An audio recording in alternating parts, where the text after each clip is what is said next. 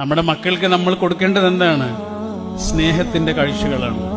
അതാണ് റസൂലുള്ള പറഞ്ഞത്, ഒരുമിച്ചിരുന്ന് ഭക്ഷണം കഴിക്കണം എന്ന് പറഞ്ഞില്ല, എല്ലാവരും ഒരുമിച്ചിരുന്നിട്ട് കഴിക്കണം എന്ന് പറഞ്ഞു. ഒരാള് ടിവിയുടെ മുന്നിലും, ഒരാള് അടുക്കളയിലും, ഒരാള് ഡൈനിങ് ഹാളിലും, ഒരാള് സിറ്റ് ഔട്ടിലൊന്നല്ല. എന്താണോ കയ്യിലുള്ളത് അതെല്ലാവരും ഒരുമിച്ചിരുന്ന് കഴിക്കണം എന്ന് പറഞ്ഞു. അതിലാണ് ബർക്കത്ത് എന്ന് പറഞ്ഞു, അല്ലേ?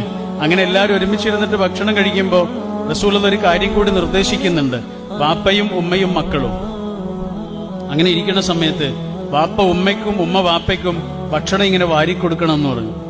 റൂമിൽ പോയിട്ട് ചെയ്താൽ പോരാ, മക്കൾ കണ്ടു നിൽക്കേ ചെയ്യണം.